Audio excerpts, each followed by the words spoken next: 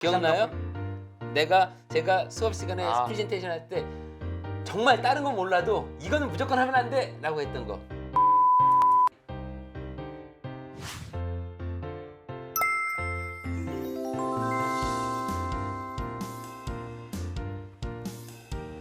여러분 안녕하세요. 반갑습니다. 너 때는 말이지의 조한솔입니다. 선생님 안녕하세요. 안녕하세요. 반갑습니다. 선생님 제가 질문 하나 드려도 되겠습니까? 좀 지금 누구 따라한 것 같은데? 맞습니다. 요즘 여러분도 아시는 SN의 그러게 주은영 말이야. 기자를 제가 그러니까. 잠깐 따라해 보았습니다. 어. 그 주은영 기자에 대한 댓글을 보니까 네. 약간 20대 대학생들의 전형, 어. 20대 대학생들의 발표 같다는 얘기가 많이 있습니다. 실제로 그런가요? 저도 우리 학생이 보내줘가지고 아. 지금 한솔님이 저한테 질문한 그 내용 그대로 물어보더라고요. 저는 워낙 친한 애들이 네네. 많다 보니까 교수님 이거 진짜 교수님 보시기에 그 학생이랑 똑같아 그러더라고. 네. 똑같아. 아, 진짜 똑같습니다, 여러분. 맞습니다. 그런 것처럼 많은 학생들이 발표를 잘 못하기도 하고 많이 두려워하기도 합니다. 아. 그래서 오늘 너 때는 말이지에선 대학생분들 발표 잘할 수 있는 방법들을 준비해 보았습니다. 자, 첫 번째 순서로 저희가 준비한 발표 상황 VCR을 보시면서 얘기를 나눠보겠습니다. 저희 저 어, 조사한 거 발표를 드리겠습니다. 이거는 처음부터 잘못됐어. 시작하자마자 어떤 게 여러분, 발표장은요. 그냥 제가 너무 좀 오바일 수는 있지만 그냥 쉽게 이야기하기 위해서 발표장은 전쟁이라고 생각하세요.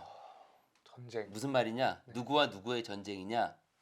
나와 청중. 물론 이렇게 이원화시키는 게 적절하지 않을 수도 네네. 있는데 제가 무슨 말씀을 드리려고 그러냐면요. 청중을 휘어잡지 못하면요. 설득할 수 없습니다. 기싸움인 거네요. 기싸움이에요. 보통 스피치의 목적을 세 개를 잡습니다. 정보 전달. 정보 전달. 그러니까 내가 아는 것을 뭔가 전달해. 예를 들면 뭐 특강이라든지 이런 거 되겠죠. 네네. 두 번째 설득. 설득. 설득은 뭐냐 정치라든지 이런 아, 메시지 같은 거 네네. 전달할 때. 세 번째는 즉각적인 스피치, 임프롬프트 스피치라고 해서 이 그냥 한번 말해보세요. 뭐 일어나서 뭐 이야기하는 거 있잖아. 네. 내가 그래서 이 뭐라 그래 즉각 스피치 많이 훈련시키는데 언제 시키는지 기억나요? 1분 스피치 할 때라든지 그 그렇지. 엘리베이터 스피치 같은 거. 그렇지. 네. 또 우리 모임에서. 아, 건배사. 그렇지. 우리 한솔님은 저하고 이제 수업도 많이 듣고 그 치맥도 자주 하는 사이인데 우리 한솔님 얘기한 것처럼 저는요 수업 시간에 얘기하다가 갑자기 한솔님 제가 생각하는 거 어떻게 생각하세요? 1분으로 요약해서 말씀해 보세요. 이렇게 막 던져요 저는. 그렇기 때문에 학생들이 늘 주의 집중해서 듣고 어떻게 하면은 자기 생각을 1분 안에 만들 수 있을지 이건 되게 중요하거든요. 맞습니다. 근데 힘들어요. 이걸 훈련하잖아요. 그리고 또 치맥할 때 사전에 다 양해를 구합니다. 우리는 다 구해놓고 건배사. 네. 그럼 거기에서 얘기를 하는 거야. 아 우리 모두 수고했습니다. 유튜브 촬영 뭐 이렇게 해가지고 또 스피치 해가지고 하기로 하고 훈련으로 시키거든요. 그래서 스피치에 세 가지 목적이 있고요. 이 세 가지 목적 그 무엇이든 간에 내 메시지를 듣는 사람은요 저한테 집중을 해야만 합니다. 그렇죠? 네, 맞습니다. 근데 집중을 해야 되는데 지금처럼 자신도 없고 자신감도 없고 우물쭈물하면은 스피치를 듣는 사람의 태도가 어떻겠어요? 부정적일 수밖에 없죠. 지루하고 뭔가 보고 싶지도 그럼요. 않고. 보고 네. 싶지도 않고 설득 당하겠습니까? 정보가 믿을만 하겠습니까? 그렇기 때문에 스피치를 할 때는요 자신감이 첫 번째입니다. 근데 여기서 중요한 게 있어요. 자신감을 갖기 위해서 어떻게 훈련을 해야 될까요? 이 스피치를 위해서 자신감을 갖기 위해서는 자존감이 높아야 되지 자존감 않을까요? 높아야 되고요. 네. 근데 제가 지금 말씀드리는 질문은 이 스피치에서 그냥 예를 들면 기말 스피치 뭐 이런 아. 거에서 자신감이 있으려면 어떻게 해야 돼요? 많은 연습? 그렇지. 많은 연습. 일단 기본적으로 1번 내용을 무조건 숙지하고 있어야 돼요. 그래서 이것을 보고 읽는다? 읽은다는 생각 자체가 잘못됐고요. 두 번째 훈련. 거울 보면서 계속 훈련을 해야 됩니다. 내용을 숙지해야 되고요. 이거는 내용이고요. 형식적으로는 훈련, 스피치 훈련을 해야 돼요. 이게 반드시 병행이 돼야 돼요. 그렇게 되면요. 그 다음부터는 평소에 내가 자존감을 높이는 훈련을 계속해 왔다면은 스피치에서 이런 자세를 할 수가 만들려고 해도 안 돼요. 두 가지가 어우러져서 좋은 모습이 그렇죠. 나오는 거네요. 그래서 평소에 자존감을 높이는 훈련 제가 어떻게 한다고 그랬죠? 평소에 자존감을 높이는 훈련도 우리 계속 하거든요. 어떻게 하라고 그랬죠? 매일 아침 화장실에서 거울을 보면서 잘할 수 있어, 멋있어 훈련을 이렇게 하는 거죠. 반드시 어떻게 하라고 그랬죠? 손을 어떻게 하라고 그랬죠? 원더우먼 원더우먼 자세. 자세를 하기도 하고 토닥토닥거리기도 하고 스스로를 이렇게 실제로 매일매일 훈련을 하시면요. 나에 대한 뭐 자존감이 별겁니까? 나에 대한 존중, 나에 대한 사랑 이런 것들이 높아질 수밖에 없고요. 이렇게 높은 사람은요. 인과관계는 아닌데 네.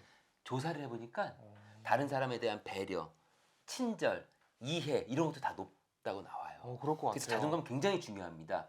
자 정리를 하면은 평소에 자존감을 갖는 훈련을 계속하자. 네. 스피치에 대해서는 내용 숙지 중요하다. 네. 그리고 발표를 하는 훈련 계속하자. 그러면 이런 자세는 안 나온다. 있었거든요. 그래서 조사를 드리면 먼저 이 사이트 또. 조사를 한 부분에 여러분. 그 여러분들이 스피치를 할 때는 모든 사람의 눈이 여러분을 향한다고 생각해야 되거든요. 거기에서 뒷짐지고 뭐하고 불필요한 행동을 하시면 안 됩니다. 그리고 모든 행동 중에서 가장 나쁜 행동 기억나요? 제가 수업 시간에 프레젠테이션 할 때 정말 다른 건 몰라도 이거는 무조건 하면 안 돼! 라고 했던 거. 짝다리? 짝다리. 발을 짝다리 이렇게 지면요. 건방져 보여요. 그래서 그건 절대 하시면 안 돼요. 항상 일자로 서서 바르게 쓰고 지금 이 발표자를 보시면 고개가 이렇게 돌아가 있잖아요. 네. 이것도 불편한 거예요. 그럴 땐 어떻게 하냐? 45도로 자세를 취하세요. 즉 뒤가 지금 프레젠테이션이 나오는 스크린이라고 하면은 일자로 쓰는 게 아니에요, 여러분. 어떻게? 약간 돌려서 틀어서? 네. 틀어서 이렇게. 그리고 제가 만약에 이렇게 발표를 하잖아요. 그럼 마이크는 오른쪽에 들어야 되고요. 포인터는 왼손에 들어야 됩니다. 그리고 한솔님은 어떻게 해야 되죠, 그러면? 저는 마이크는 왼손에 포인트 오른쪽에. 그렇죠. 이런 식으로 해야 되는 거예요. 그래야지 청중을 자연스럽게 향할 수밖에 없어요. 그래서 이 자세 기억하시고요. 네. 청중을 휘어잡는다라는 생각을 하셔야 돼요. 제가 그래서 맨 처음에 전쟁이라고 좀 과격한 용어를 썼잖아요. 그러니까 제가 말씀드린 핵심은 뭐냐면은 청중에게 이 강연자는 정말 확신에 차있구나. 아니 이 강연자가 확신에 차있지도 않는데 나를 설득하겠습니까? 안 돼요. 안 되죠. 그러한 기분을 줘야 돼요. 당연히 내용은 중요하겠고 지금 우리 어쨌든 형식을 얘기하는 거니까 그렇기 위해서는 발표자가 당당해야 됩니다. 그 당당한 자세부터 나오고요. 목소리부터 나오는 겁니다. 그래서 우리 한솔님이 알겠지만 제가 항상 강의 시작하기 전에 그리고 혀 움직이고 그 연습을 네, 하죠. 맞습니다. 늘 그렇게 합니다. 유튜브 방송뿐만 아니라 수업 때도. 왜? 본격적으로 수업 시작할 때는 프로페셔널하게 가야 되거든요. 우리 학생들한테 얕잡아 보이기 싫거든요. 당당하게 하거든요. 그 전까지 준비를 합니다. 말을 계속 혀 돌리면서. 여러분들도 마찬가지예요. 손도 이렇게 작게 하면 안 돼요. 언젠가 한번 우리가 다르겠지만 그 원더우먼 자세 아까 제가 얘기한 네네. 것부터 해서 이 non-verbal communication에 있어서 아주 좋은 책이 있는데 하버드 대학의 이제 심리학과 교수이신 에이미 커디라고 하는 그 학자가 쓴 프레젠스 그리고 또 자존감 높이는 법 이런 책이 있습니다. 그거 해주는 거죠 지금. 저는 강추. 네. 왜냐면은 모든 내용이 동일한 상태에서 이런 형식만 갖춰도 올라갈 수 있어. 평가가 올라갈 수 있어. 그래서 강추입니다. 네. 자, 그 책을 보면 이런 내용이 다 나오거든요. 자세. 형식을 크게 해야지 제가 여러분 유튜브에서도 일부러 이렇게 하는 거 아세요? 우리 팀은 알고 있습니다. 네. 제가 일부러 한다는 거. 왜냐면은 가만히 있으면요 집중도가 흐려져요. 그래서 제가 일부러 왔다 갔다 하면서 몸짓도 크게 하면서 터치도 하면서 네. 이거 움직이면 하는 이유가요. non-verbal communication은요 파워가 굉장히 강해요. 그래서 몸집을 할 때도 크게. 이거는요. 저거는요. 선생님 지적해 줍니다. 몸집 크게. 힘 있는 동작에서 그렇죠. 힘 있는 설득이 맞습니다. 나오는 거죠. 정확합니다. 그리고 하나 팁도 아주 중요한 건 아니지만 기본적으로 발표를 할 때는요. 완전 정장은 아니더라도 그래도 양복 상의 정도 단정한 정장 상의 느낌의. 같은 단정한 느낌으로 하면 참 좋을 것 같아요. 왜냐하면은 한솔님, 네. 복장으로부터 그냥 모든 게 다 동일해. 네네네. 복장으로부터 신뢰감이 올라가거나 떨어지는 경험이 있을까요? 있습니다. 당연히 있죠. 네. 당연히 있습니다. 왜 우리 한솔님은 알지만 제가 사실은 평소에는 여러분 이렇게 안 입고 다녀요. 제가 평소에는 반바지를 사랑하십니다. 반바지 입고 다니고요. 뭐 찢어진 청바지 입고 다니고요. 티셔츠에다 이렇게 입고 다니죠. 제가 수업할 때 뭐 입고 가죠? 지금처럼 정장. 항상 입고 정장. 오시고. 왜? 수업에서 저는 학생들이랑 친근한 것도 물론 중요하지만 수업이라고 하는 것은 어쨌든 제가 가지고 있는 지식을 전달하는 네. 거거든요. 그 기반은 신뢰성입니다. 신뢰성을 극단적으로 높여야 돼요. 저는 그렇게 해서 모든 걸 다 활용합니다. 옷, 목소리, 가르치는 방법, 이 모든 걸 다 활용을 하는 거거든요. 여러분들도 마찬가지로 발표의 기회가 있으실 때는 최대한 활용하십시오. 무엇부터? 옷부터. 네. 그리고 사전에 준비한 발표 내용과 발표 형식, PPT까지 모든 것을 다 신경 써서 준비하시면 됩니다. 그러니까 여러분 명심하시고요. 네. 꼭 연습, 훈련, 반복 훈련, 그리고 평가가 굉장히 중요합니다.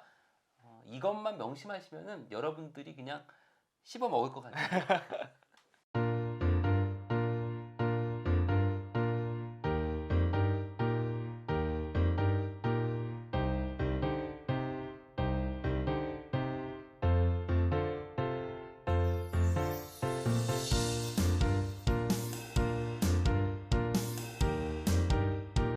영상이 유익하셨다면 구독, 좋아요, 댓글과 알림 설정까지 부탁해요.